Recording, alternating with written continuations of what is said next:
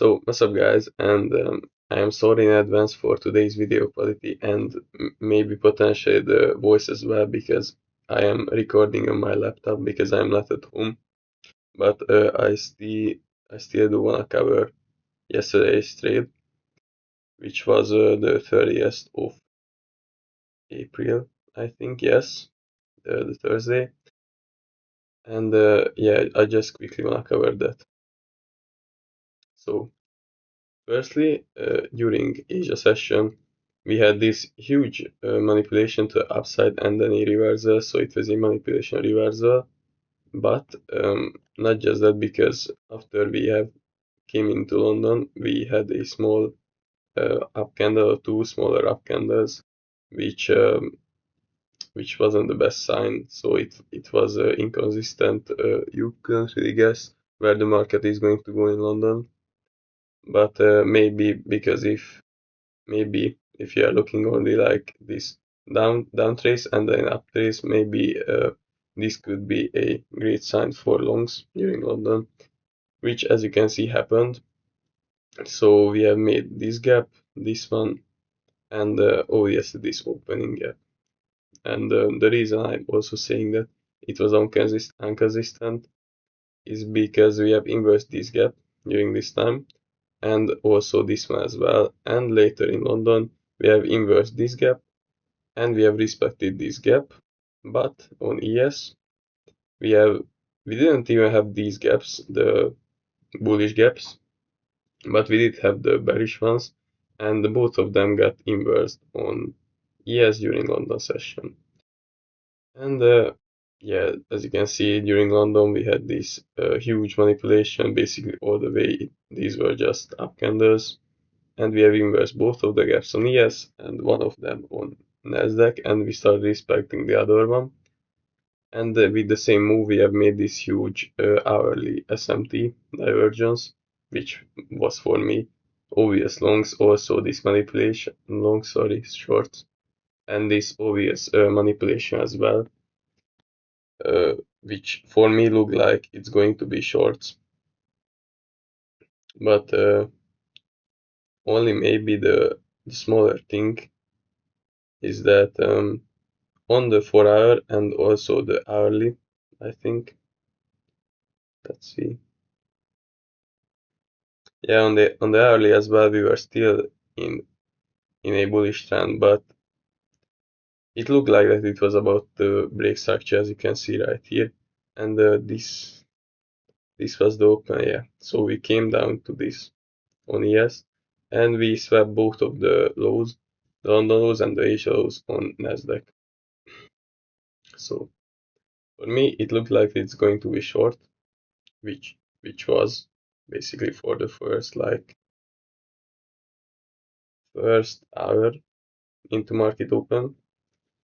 But right here you couldn't find the entry, we just dumped down, and when we started up tracing, I wanted to look for shorts, but I wanted to feel equilibrium, which it looked like we did, but on the smaller time frame, like right here, because I think this is on the 15 minute, yeah.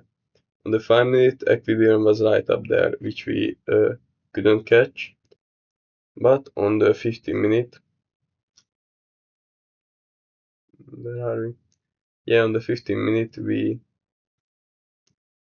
had it way lower, which we have basically tapped into, not on Nasdaq, but on ES, I think. Yeah, right there. And yeah, for me, it was always shorts for the hourly reasons and basically time frames, and because we just dumped down, it wasn't logical for me to go even higher. Also, as you can see, we had this 15 minute gap, also right up here, I think. Let's check. Yeah, so we had two of these gaps, which we have inversed both, and I think we had these on Nasdaq as well, yeah, and we inversed both of them right there. But because we couldn't really catch anything until these lows, which we have swapped both, but we didn't on Yes, we have made another, this time bullish SMT. And yeah, maybe I overlooked this fact, which I shouldn't have. But as you can see, I for my entry I waited for uh, this basically trend up. We didn't really break structure, but we did on the 1 minute. And because we feared this 5 minute equilibrium, and we started retracing lower, and we also broke structure on the 1 minute. For me, it looked like that we would like to grab London lows on ES as well. But yeah, my second mistake was when we started going up, and we basically respected a gap somewhere. Let's check. Yeah, for me it looked like that we were going to respect this 5 minute gap, which we have respected twice.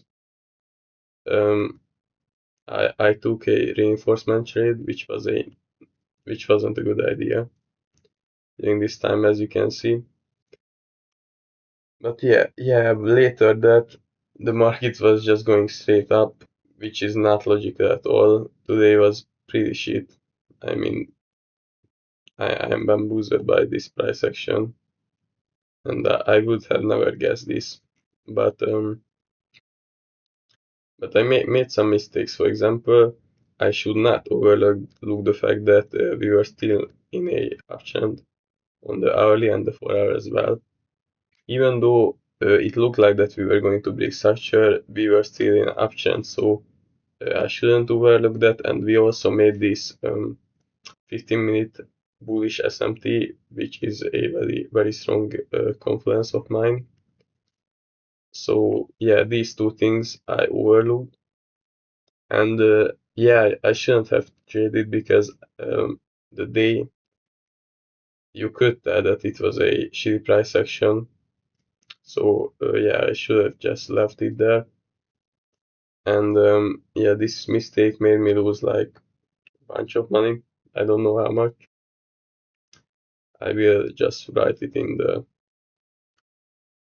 video.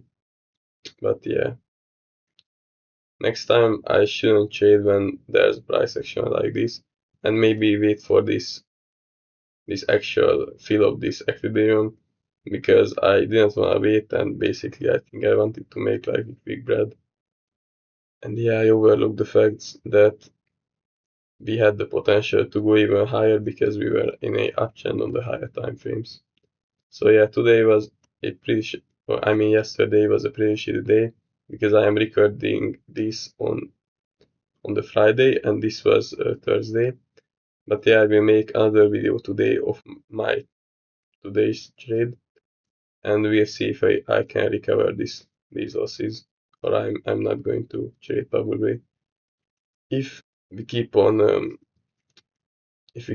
like this consolidation time frame which we are right now.